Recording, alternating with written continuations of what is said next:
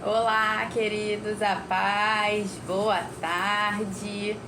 Já estamos ao vivo e hoje, dia de eleição aqui, não só no Rio de Janeiro, mas em todo o Brasil. Então, acredito que hoje aqui, eu acho que nem minha mãe hoje acho que entra. Será que minha mãe e minha Dinda entram hoje? Acho difícil, hein? Mas vamos lá, quem não estiver vendo ao vivo, vai ver depois gravado. Boa tarde, pessoal do YouTube, como estão todos? Hoje, Provérbios, capítulo 6, e louvado seja Deus por essa palavra que também vai ser bem contextualizada para o momento de hoje, para esse dia que a gente vai viver hoje. Amém? Então, papel e caneta na mão, um copinho d'água para você beber água e a sua Bíblia e vamos começar. Provérbios, capítulo 6. E a gente começa assim: Meu filho, se você ficou por fiador do seu próximo e se comprometeu com um estranho, está enredado com as palavras da sua boca e ficou preso pelo que você falou. Agora, meu filho, faça o seguinte para se livrar, pois você caiu nas mãos dessa pessoa. Vá, humilhe-se e importune o seu próximo. Não se deite para dormir, não dê descanso aos seus olhos. Livre-se como a gazela das mãos do caçador e como a ave das mãos do passarinheiro. Ê, mamãe entrou, mamãe não falha. Boa tarde, mami, daqui a pouco eu tô aí. Então vamos lá.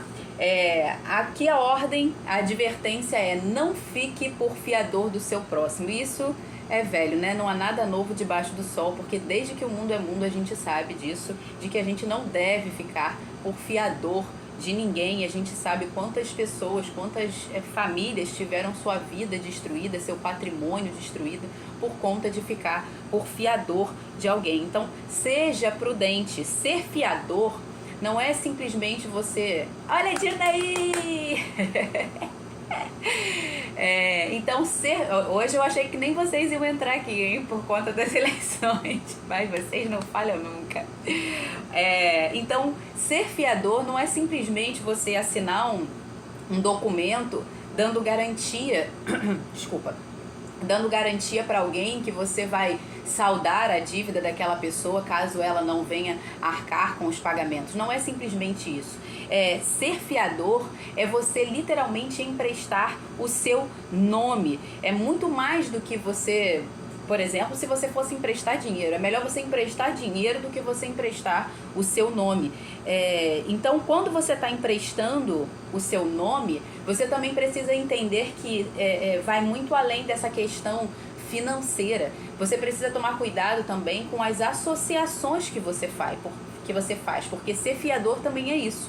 As associações que você faz, os relacionamentos que você faz, nada mais é do que você se tornando também um fiador. Talvez você já tenha ouvido aquele velho ditado que diz assim: diga-me com quem andas e te direi quem és. Por que isso? Porque o seu nome, quando você anda com alguém, você também está emprestando o seu nome a essa pessoa em associação.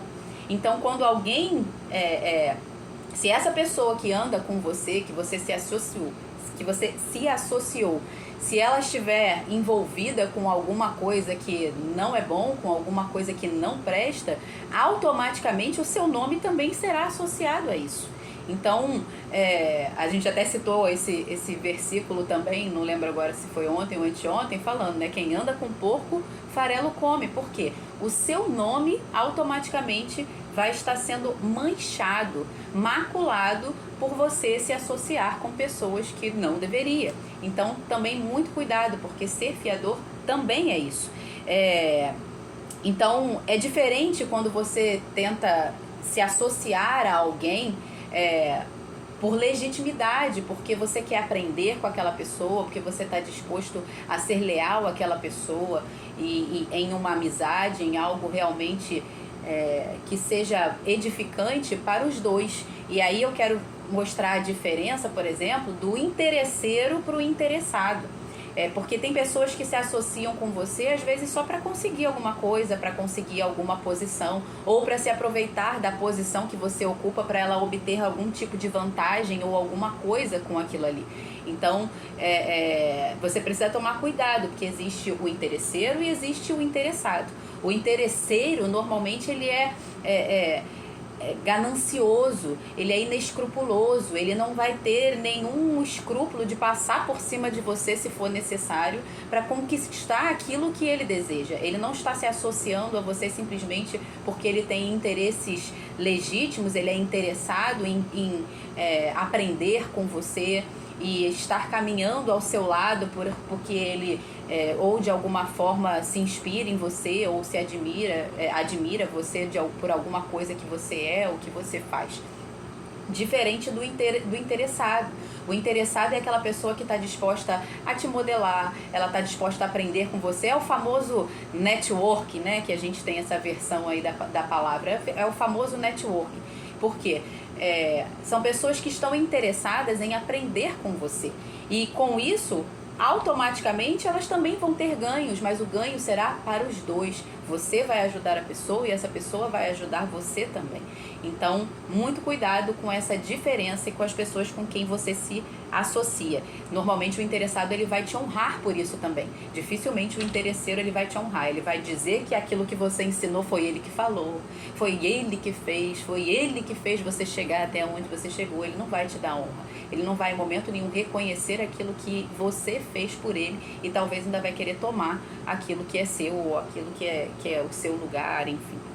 Lá em 1 Coríntios, capítulo 15, que é de onde vem esse ditado popular, diga-me com quem andas e te direi quem és, diz assim: as más companhias corrompem os bons costumes. Então, cuidado quando você fica fiador por associação, porque você está emprestando o seu nome. Ficar por fiador é algo tão sério, que somente Jesus Cristo poderia fazer isso por nós. A palavra de Deus diz em Hebreus capítulo 7, versículo 22, diz assim: por isso mesmo, Jesus se tornou fiador de superior aliança.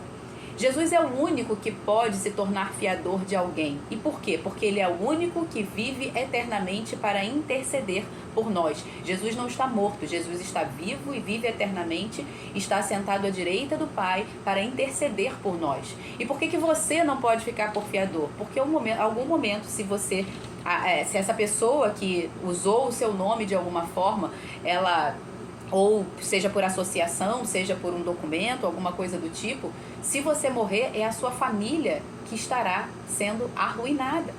Se a pessoa não cumprir e não honrar com os compromissos dela, que ela tem junto a você, por você ter ficado por fiador, a sua família, e você, homem, nesse caso, tem total responsabilidade de proteger e defender a sua família. Então, muito cuidado com quem você se associa, seja por amizade, seja como fiador, seja empenhando os seus bens, porque, em primeiro lugar, precisa a sua família. Por isso a palavra fala: aquele que não cuida dos seus, especialmente os da própria casa, negou a sua fé e é pior do que o incrédulo.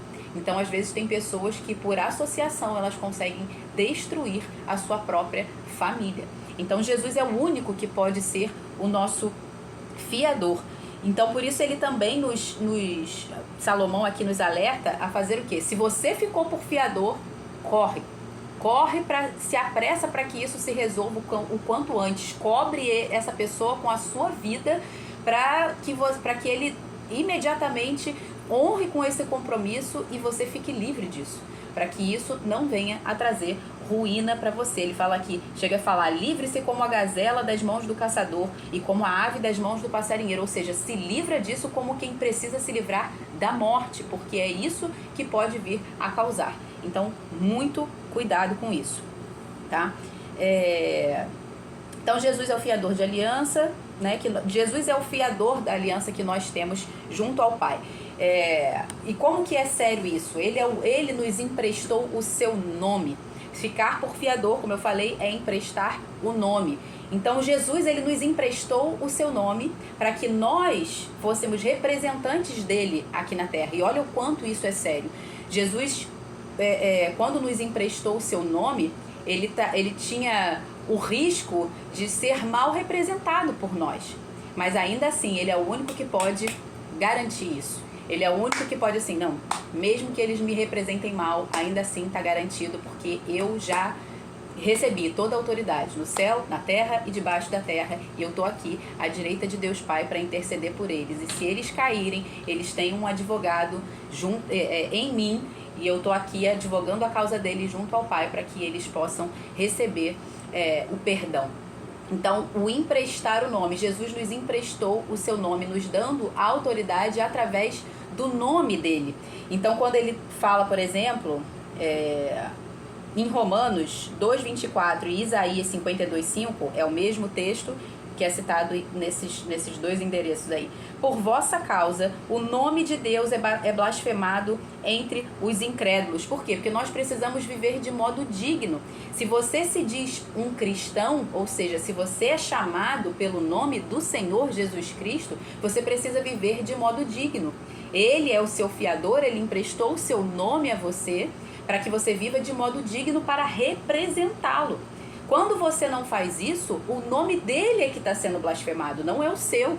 É a reputação dele que está sendo manchada, não é a sua. Então, por isso é tão sério a questão de você ficar por fiador de alguém.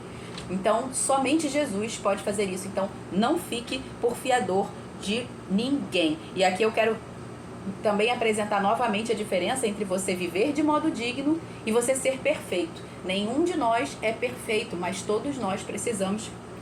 Desculpa, deixa eu beber uma água. Nenhum de nós ainda chegou à perfeição, porém todos nós precisamos procurar viver de modo digno daquilo que ele nos chamou.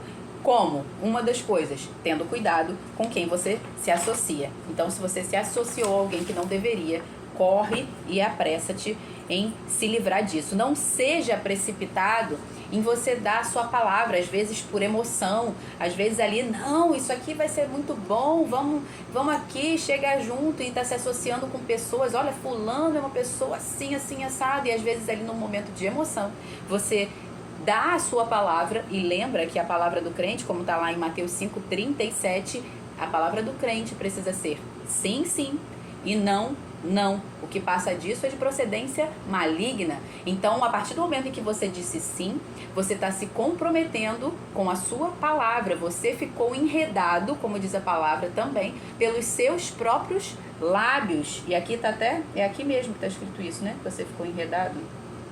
Isso aqui, ó, versículo 1. Meu filho, se você ficou por fiador do seu próximo e se comprometeu com um estranho, está enredado com as palavras da sua boca. Então, quando você se comprometeu, automaticamente você está enredado pelas suas próprias palavras. Então, muito cuidado com quem você se compromete. Você vai ser sempre escravo daquilo que você fala e livre daquilo que você cala. A palavra lá em Provérbios 17:28 diz que até o tolo se passa por sábio quando fica calado. Então, ou você fica calado, ou você aprenda a dizer não. É libertador você aprender a dizer não, porque a maioria das pessoas com quem você se compromete, às vezes não tem compromisso nem com a própria vida delas. Não tem responsabilidade nem por elas mesmas, nem com a vida delas. Jesus, vai cair aqui. Então, muito cuidado com quem você se compromete, muito cuidado com as associações. Cuidado com a sua necessidade de aprovação e com a sua carência que te faz dizer sim para tudo. Que você não consegue dizer não. Aprenda a dizer não, porque isso vai salvar a sua vida e vai salvar a vida da sua família. Então, muito cuidado, tá? E aqui eu quero aproveitar que hoje é dia de eleição, né? Daqui a pouquinho eu vou sair daqui e já vou direto também para votar. Talvez você já tenha votado, mas se você ainda não votou, eu espero que você ouça essa palavra para você entender também que quando você vota em alguém, quando você escolhe um candidato, você está nomeando essa pessoa, você está emprestando o seu nome, você está sendo fiador dessa pessoa.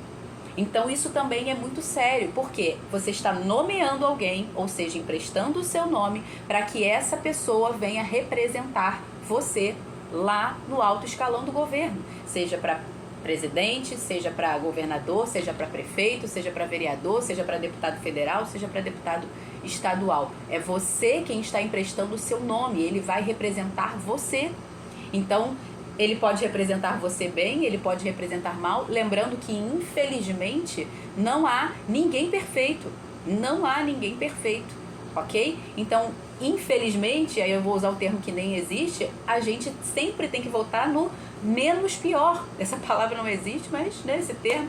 Mas essa é a verdade, a gente sempre vota no menos pior. Então, por favor, muito cuidado hoje em quem você vai votar, caso você ainda não tenha votado. Porque você está emprestando o seu nome, você está se tornando fiador dessa pessoa. Então, analise bem, preste bastante atenção, vê quem é que está alinhado com os princípios e valores da palavra de Deus. São coisas básicas, são coisas mínimas, tem coisas que são absurdamente gritantes, mas tem coisas que são muito sutis. E lembra também que essa não era a vontade de Deus. A vontade do Senhor era que cada um de nós prosperasse, cada um de nós governasse a sua própria vida, dominasse sobre a terra, debaixo da autoridade do próprio Deus.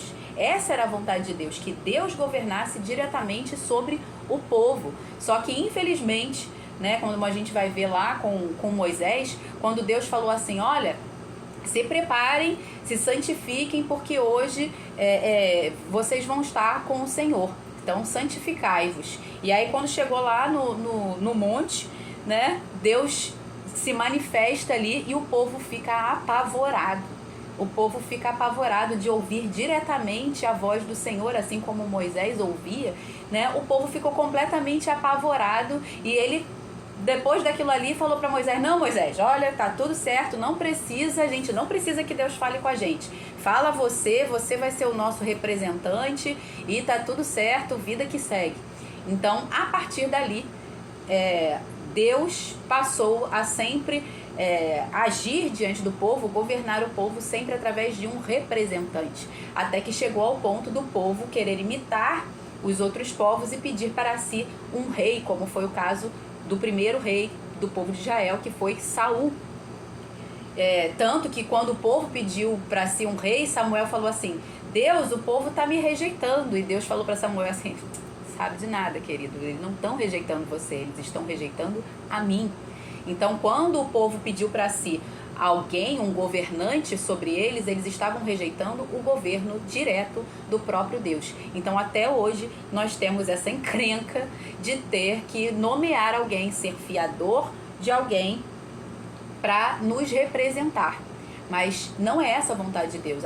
E hoje você pode não depender do governo. Você pode prosperar para poder conseguir governar a sua própria vida e ser livre de governo, ser livre de depender das coisas que o governo oferece gratuitamente, que de gratuitamente não tem nada, você está pagando e está pagando muito caro por isso, com os seus impostos. Então, muito cuidado com quem você vai votar, com quem você vai se tornar fiador, quem você vai estar dando poder no seu nome para fazer alguma coisa e te representar.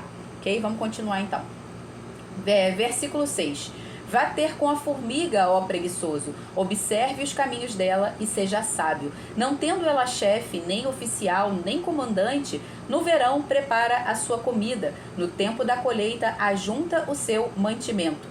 Ó preguiçoso, até quando vai ficar deitado? Quando se levantará do seu sono? Um pouco de sono, um breve cochilo, braços cruzados para descansar, e a sua pobreza virá como um ladrão, a miséria atacará como um homem armado.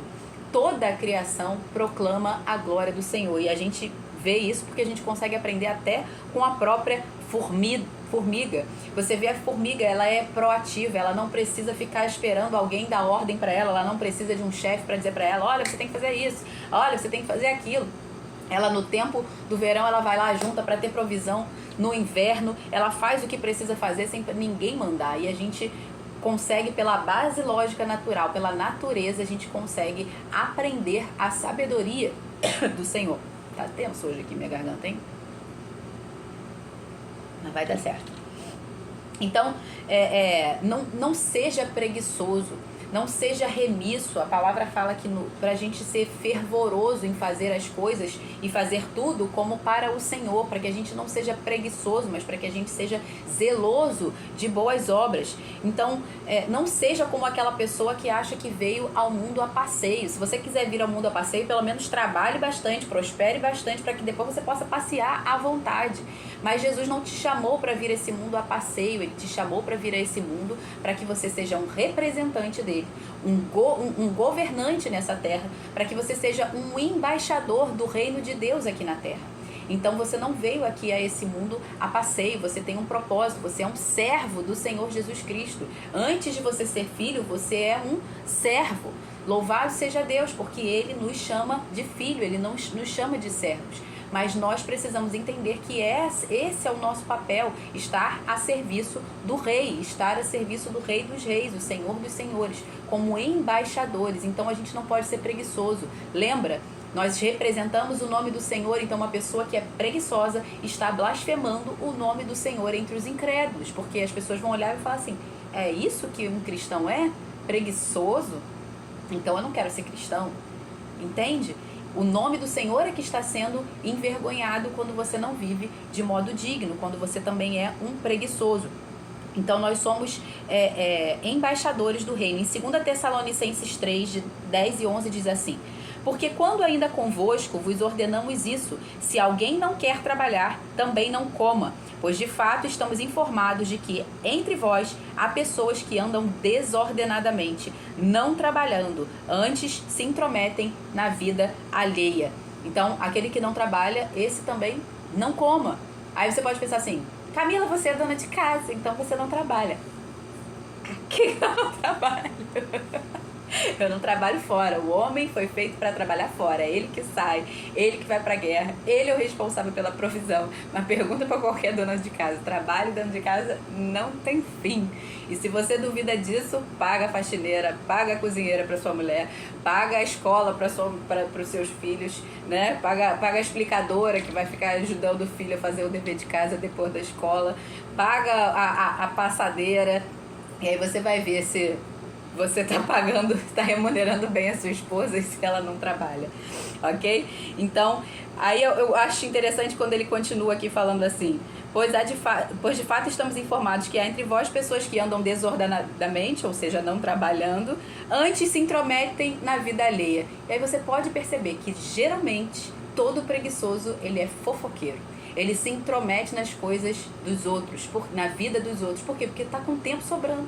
Está com tempo ocioso, então como ele não cuida da própria vida, ele fica cuidando da vida dos outros. É tempo ocioso demais. E via de regra, todo preguiçoso também é invejoso, porque a fofoca e a maledicência vai estar também diretamente ligada com a inveja, porque ele não dá conta de fazer o que você faz, ele não dá conta de ter o que você tem, ele não dá conta de ser quem você é. Então o que ele faz? Ele não quer que você seja, ele não quer que você tenha, ele não quer que você faça, ele tem raiva disso. Então normalmente o preguiçoso, ele é fofoqueiro, maledicente e invejoso. Não estou falando que são todos os preguiçosos que são assim, mas é um vício que chama outro vício, é um abismo que chama outro abismo, onde não há virtude, vai atrair cada vez mais vícios de comportamento, vícios de caráter, e do mesma forma o oposto, onde há mais virtude, você vai atrair mais virtudes, cada vez mais virtudes, tá? Então, muito cuidado também com a preguiça. Não seja preguiçoso, seja proativo. O contrário da preguiça é justamente o quê? É a diligência. É aquilo que a palavra de Deus nos fala para sermos. Nós sermos diligentes, nós sermos operosos, nós sermos perseverantes. A Bíblia o tempo todo fala assim: perseverem, aquele que perseverar até o fim será salvo. O tempo todo a Bíblia fala de perseverança. O contrário, o oposto disso é o quê? É o cara que é preguiçoso, é a pessoa que é preguiçosa. Ela não é perseverante, ela é procrastinadora. Então, foge disso. Foge, porque essa não é a vontade do Senhor para você. E aqui no versículo 10, ele está falando aqui: um pouco de sono, um breve cochilo, braços cruzados para descansar, e a sua pobreza virá como um ladrão, e a miséria atacará como um homem armado. Então entenda que nem sempre estar dormindo é literal. Às vezes a pessoa não está ali cochilando e dormindo de forma literal, mas ela está cochilando e dormindo para a vida. Ela ainda não acordou, ela não vive de acordo com o propósito, ela não sabe qual é o seu propósito, qual é o seu chamado, qual é a sua identidade. Ela vive no automático. Sabe aquela pessoa do deixa a vida me levar? Qualquer lugar serve. Para quem não, tem uma frase que o pastor João Luiz, que é o meu pastor, falou uma vez, eu tenho anotado na minha Bíblia antiga, eu não sei se ele citou essa frase é de alguém ou se a frase é dele mesmo, mas ele citou uma frase que diz assim: para quem não sabe para onde vai, qualquer lugar serve, para qualquer caminho serve. Então, a pessoa que às vezes está dormindo, ela está dormindo porque ela está vivendo sem um propósito. Às vezes esse dormir não é literal, é simplesmente porque ela vive sem rumo, ela vive sem propósito, ela não sabe quem ela é, ela não busca saber o que Deus chamou ela para fazer, qual é a missão dela. É aquela pessoa que para ela tudo, tanto faz, fulano, você quer isso, você quer, tanto faz, fulano, você quer isso, você quer, pode ser. Você sabe? Essa pessoa normalmente ela é vitimista. É daquele tipo que tudo que você pergunta pra ela, eu não sabia. Ou então, eu achei que. É os achistas da vida. Eu pensei que. Você não tá aqui pra ficar achando. Você tá aqui para ser, para viver de acordo com um propósito. Então para de ficar achando, para de ser vítima, para de ser preguiçoso. Acorda, desperta, tu que dormes. E Cristo te governará. Então, entenda que você precisa despertar para o propósito que Deus tem para você não viver dormindo, porque senão a sua pobreza atacará como um ladrão e a sua miséria virá como um homem armado. Então, até para que você prospere, você não pode ser preguiçoso, porque a palavra também fala que você precisa prosperar, não é só para você ter para o seu aprazimento ou para o seu sustento, suprir as suas necessidades, mas também para suprir a necessidade dos outros. E quando você é preguiçoso, quando você não busca ter reservas, trabalhar como a formiga, né, que faz a junta no verão para poder ter no inverno, e aqui na prática seria mais ou menos assim: enquanto está barato, enquanto as coisas estão na promoção, você tem que ter recursos para você conseguir fazer ali um mínimo de estoque. Aqui eu não estou falando do estoque do apocalipse, mas um mínimo de estoque necessário para quê? Para quando chegar o tempo em que as coisas estão mais caras, e aqui vamos botar aqui o exemplo do inverno, como é o caso da formiga, mas no nosso caso, contextualizando, seria: você precisa ter bala na agulha no momento certo, prosperar e ter reservas para que você possa fazer a sua reserva no tempo em que está barato, para que no tempo que está caro você não seja assaltado, porque as coisas que é como se fosse um assaltante assaltando você. No mercado, por exemplo, você comprar mais caro é um assalto. Então, se você é uma pessoa organizada, uma pessoa que não é procrastinadora, que não é preguiçosa, você vai ter reservas para quando estiver barato você conseguir fazer a reserva, e quando estiver caro você não precisar, porque você foi prudente e já tem aquilo ali na sua casa. Ok? Então, vamos continuar aqui. E tem muita gente justificando também a preguiça, falando um pouco mais da preguiça. Tem muita gente justificando preguiça com contentamento. Você já ouviu falar? Normalmente o preguiçoso, quando você começa a falar, né, que não, quando você começa a exortar ele, não, porque você precisa de mais, você precisa crescer, você precisa se desenvolver, você precisa ter mais ambição, e aí ambição é diferente de ganância.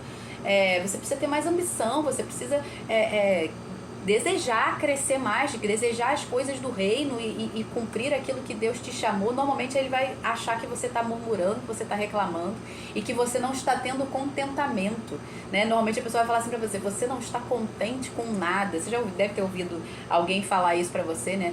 Eu sou uma pessoa que eu estou contente. Aí usa o texto fora de contexto de... Deixa eu ver se eu anotei aqui qual é o texto.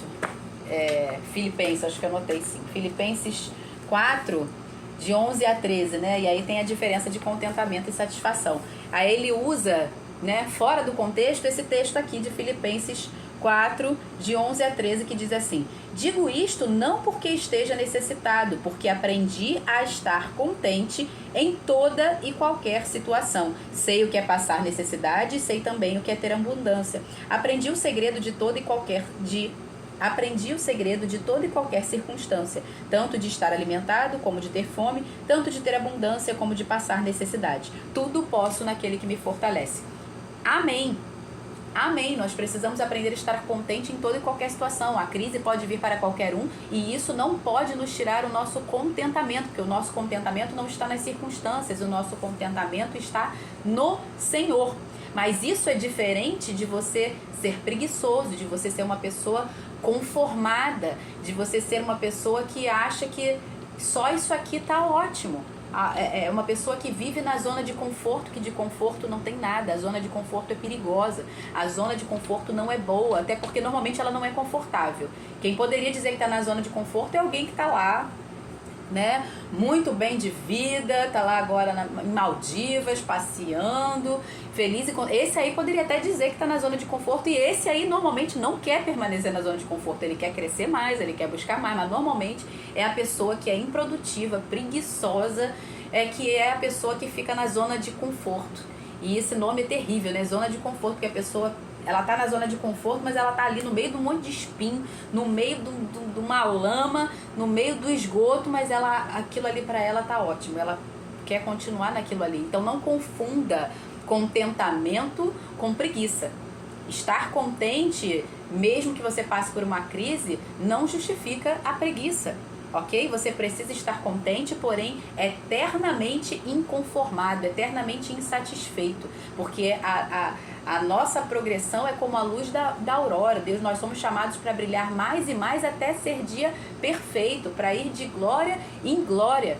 Então não dá pra gente ficar contente, então eu tive a glória de hoje, tá tudo certo, pra mim tá bom, vou parar por aqui. Não, é de glória em glória. A gente não para, a gente continua, a gente prossegue até a perfeita varonilidade de Cristo Jesus. E isso em todas as áreas da nossa vida, seja relacionamento, seja financeiro, seja na saúde. A gente tem que estar sempre crescendo, sempre progredindo e nunca conformado, nunca parado, nunca satisfeito, ok? Contente sim, satisfeito não, ok? Continue. Então vamos lá. Versículo... tá. Ainda tem, eu botei aqui, anotei, acabei esquecendo de falar, né, que ainda tem aquela mentalidade que fala assim, não, se Deus quiser, eu vou conseguir, se Deus quiser, vai, também fora de contexto, né, que a pessoa usa assim, não, se não aconteceu até hoje é porque Deus não quis, aí coloca a tua mediocridade na conta de Deus, como se Deus fosse um Deus medíocre, como se Deus não tivesse para você uma vontade que é boa, perfeita e agradável. Então não coloque a sua incapacidade, a sua preguiça na conta de Deus. Existem coisas em que você precisa orar sim para saber qual é a vontade de Deus e falar, Senhor, se essa for a tua vontade. O próprio Jesus fez isso no Getsemane. Senhor, se for da tua vontade, né, se possível for, afasta de mim esse cálice, mas contudo que seja feita a sua vontade, não a minha. Então tem coisas que você precisa sim saber se é a vontade do Senhor e orar por isso. Mas tem coisas que já está na Bíblia que são explícitas, que são a vontade do Senhor. Então não tem por que você falar assim, não, talvez não seja a vontade de Deus. Não, Deus já fez a parte dele, inclusive. Está esperando você fazer a sua, criatura, tá? Então, versículo 12. Deixa eu voltar aqui que eu saí da página. Versículo 12. Perverso e vil é o que anda com a iniquidade na boca, pisca os olhos, arrasta os pés e faz sinais com o dedo. No seu coração há perversidade, está sempre planejando o mal e semeando discórdias. Por isso a sua destruição virá repentinamente, de um momento para o outro ficará irremediavelmente arruinado. Aí ele continua, 6 coisas o Senhor odeia e a 7ª a sua alma detesta. Então dessas 7 coisas, a 7ª é o que o Senhor abomina. Em outra versão vai estar abomina, aqui está detesta. Eu achei até uma palavra fraquinha demais, eu gosto mais da versão que diz assim, que o Senhor abomina, porque a gente precisa entender a gravidade disso. Então são essas 7 coisas: olhos cheios de orgulho, língua mentirosa, mãos que derramam sangue inocente, coração que faz planos perversos, pés que se apressam a fazer o mal, testemunha falsa que profere mentiras, e o 7º, que é o que ele abomina, é aquele que semeia discórdias, que semeia contenda entre os irmãos. Nós precisamos ser um instrumento de vida e não de morte. O oposto do que está aqui no versículo 16 ao 19 é aquilo que Deus ama. Sempre que você vê assim alguma coisa, Deus odeia isso. É fácil amar aquilo que Deus ama, mas às vezes é mais difícil você odiar aquilo que Deus odeia. Então, lembra que tudo que está aqui que Deus odeia, o oposto é o que Deus ama. Então, no oposto aqui, o que seria? Olhos cheios de orgulho. Então, o que Deus ama? Pessoas humildes. Olhos humildes. Língua mentirosa. Então, o que Deus ama? A pessoa que fala a verdade. Mãos que derramam sangue inocente. Qual seria o oposto disso? Pessoas que se apressam a socorrer o inocente. Pessoas que vão em favor para fazer justiça ao inocente. Coração que faz planos perversos. O que Deus ama? O coração que faz planos virtuosos. Planos que estão de acordo com aquilo que Deus deseja. Pés que se apressam para fazer o mal. Pés que se apressam para fazer o bem é o que Deus ama. Testemunha falsa que profere mentiras. Então o que Deus ama? Testemunha verdadeira que fala a verdade. E o oposto de o que semeia discórdia, contendas entre os irmãos, qual é o oposto disso? É justamente aquilo que Deus nos chamou para o ministério da reconciliação. Deus nos chamou para o ministério da reconciliação, que é o oposto de semear discórdia entre os irmãos. E por que é tão grave? Por que Deus abomina aquele que semeia discórdia entre os irmãos? Porque aquele que semeia discórdia entre os irmãos está semeando uma semente de morte. Como a palavra fala, aquele que odeia o seu irmão, ele é como o assassino, como a gente falou ontem, a gente citou ontem esse texto. Aquele que odeia o seu irmão, ele já é assassino diante dos olhos do Senhor. Então, quem semeia discórdia está semeando o ódio. Porque a pessoa vai ouvir aquilo que você está falando e ela vai ter sentimentos, e às vezes sentimentos de ódio com relação a essa pessoa. E o oposto disso é o que Deus quer. Então, quando você está semeando discórdia entre os irmãos, você está fazendo o oposto daquilo que Deus te mandou a fazer. Ele nos chamou para o ministério da reconciliação. A palavra de Deus diz em Provérbios 18, 21. A morte e a vida estão no poder da língua. O que bem a utiliza, come do seu fruto. Então, não use a sua língua para a morte, use a sua língua para a vida. E você vai colher os frutos disso. Quando Deus nos chamou para o ministério da reconciliação, o nosso papel como ministros da reconciliação é pegar essa pessoa, trazer essa pessoa que está morta em seus delitos e pecados e não julgá-la, mas trazê-la ao arrependimento para que ela se volte a Deus mediante Jesus Cristo. Então ela se arrepende em Cristo Jesus e se volta para Deus. Então o nosso papel como ministros da reconciliação não é condenar, não é julgar, não é trazer discórdia, não é semear a morte, mas é semear a vida, é trazer essa pessoa de volta à vida. Então esse é o nosso ministério, é nisso que nós temos que estar empenhados, no ministério da reconciliação, porque é para isso que Deus nos chamou, tá? Continuando aqui que a gente já está com o horário adiantado. Versículo 20. Meu filho, guarde o mandamento de seu pai e não abandone a instrução de sua mãe. Tenha-os sempre amarrados ao seu coração, pendure-os no seu pescoço. Quando você andar, essa instrução o guiará. Quando você se deitar, ela o guardará. Quando acordar, falará com você, porque o mandamento é lâmpada e a instrução é luz, e as repreensões da disciplina são o caminho da vida. Escreve mais uma vez aí quem tá ao vivo aí agora, escreve novamente, igual a gente pediu para escrever ontem, escreve assim, ó, eu amo a disciplina. Escreve novamente aí, você, as 4 pessoas, aleluia, aí que estão ao vivo, escreve assim, ó, eu amo a disciplina. Como a gente falou, o Senhor corrige a quem ama, então ame a disciplina, porque é ela que vai te guardar, é ela que vai te proteger, é ela que vai trazer instrução e mandamento. E a luz, ela não vai correr atrás de você. A luz, eu tô, por exemplo, aqui com luz aqui para poder gravar.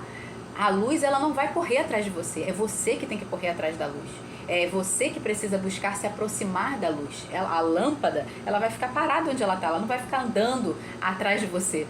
Então, você que precisa buscar a disciplina, você que precisa buscar a luz, que no caso aí é o conhecimento, que é o oposto da ignorância, né, que são as trevas. Então, é você que precisa buscar isso. Tá? Então, vou continuar aqui, versículo 24. Eles o protegerão da mulher perversa e das lisonjas da mulher estranha. Não cobice no coração a sua formosura, nem se deixe seduzir pelo seu olhar. O máximo que se paga por uma prostituta é um pedaço de pão, mas a adúltera anda à caça de uma vida preciosa. Poderá alguém carregar fogo no colo sem que as suas roupas se incendeiem? Ou andará alguém sobre brasas sem que os seus pés se queimem? Assim será com quem se aproximar da mulher do seu próximo. Não ficará sem castigo todo aquele que tocar nela. Não se despreza o ladrão quando faminto rouba para matar a fome, pois este, ao ser apanhado, pagará 7 vezes tanto, entregará todos os bens de sua casa. Quem comete adultério não tem juízo. Só mesmo quem quer arruinar-se é que pratica tal coisa. Achará açoites e desonra, e a sua vergonha nunca passará, porque o ciúme desperta o furor do marido. Ele não terá compaixão no dia da vingança. Não se contentará com o resgate, nem aceitará presentes, ainda que sejam muitos. Eu não vou entrar novamente nesse texto, que foi o texto de ontem, que a gente falou, é o mesmo tema que a gente falou ontem, então eu peço que você assista a live de ontem, que foi só falando sobre isso, sobre essa questão do adultério. Não vou falar aqui novamente, mas fica mais ou menos, fica novamente esse não um questionamento, mas algo para você refletir. Por que Salomão, que recebeu toda essa sabedoria do alto, ele explicou isso, falou sobre isso e ele caiu justamente nisso? Por que será? A palavra diz, para a advertência nossa. Então Deus permitiu que tudo isso que Salomão viveu, ele ensinou e ao mesmo tempo ele caiu nisso. Deus permitiu que a vergonha dele fosse exposta para que nós fôssemos advertidos. Por quê? Para que a gente entenda que aquele que está de pé é preciso cuidar para que não caia. Então ninguém está livre. Vigiai e orai, e aquele que está de pé, cuide para que não caia. Porque se Salomão, que foi o homem até então mais sábio que já existiu e que ensinou tudo isso aqui, ele caiu justamente nessa área, então entenda que a nossa responsabilidade por estarmos em Cristo Jesus é muito maior e que a gente precisa cuidar para que não caia. Amém? Vamos encerrar, vamos votar quem não votou. Lembra que você está sendo fiador de quem você está votando. Então, por favor, cuidado com quem você vota, cuidado com quem você nomeia, cuidado com quem você vai emprestar o seu nome para te representar. Vamos orar. Pai, muito obrigado, Senhor. Obrigado pela tua maravilhosa palavra. Obrigada por esse dia, Senhor. Pai, em nome de Jesus, eu oro, Pai, para os que estão na rua nesse momento, se dirigindo para as suas áreas de votação, que o Senhor venha guardar e proteger as pessoas na rua, livrar essas pessoas de todo mal, Senhor, em nome de Jesus. Dê ordem aos teus anjos a respeito de todas as pessoas que estão na rua, Senhor, especialmente os teus filhos, Pai, e eu oro também por mim e pela minha família, aqueles que estão aqui ao vivo agora, que também vão se dirigir para as suas sessões de votação. Pai, em nome de Jesus, dê sabedoria ao nosso povo, Senhor, não só o povo do Rio de Janeiro, mas o povo do Brasil. Dê sabedoria e discernimento, Pai, para que o seu povo não seja escravizado pelas más escolhas que fazem, Senhor.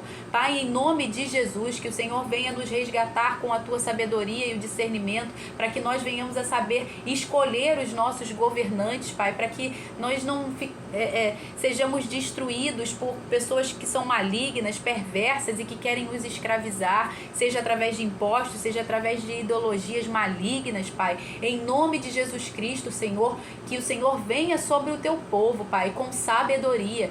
Venha o teu avivamento sobre o Brasil, Senhor. Em nome de Jesus, venha o teu reino, venha o teu governo, Pai. Em nome de Jesus Cristo, Senhor. Pai, muito obrigado.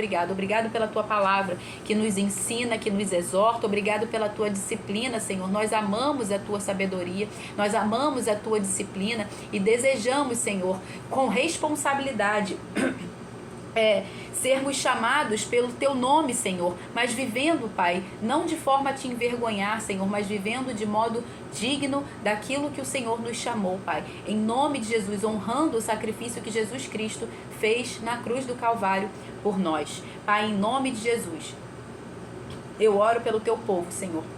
Eu oro, Pai, em nome de Jesus, que o Senhor nos dê sabedoria, Pai. Espírito de revelação, espírito de conhecimento, Pai. Em nome de Jesus Cristo, Pai. Em nome de Jesus, que o teu povo seja guiado pelo teu Espírito, Pai. Em nome de Jesus e para a glória do teu nome, para que o teu governo venha se manifestar sobre o Brasil.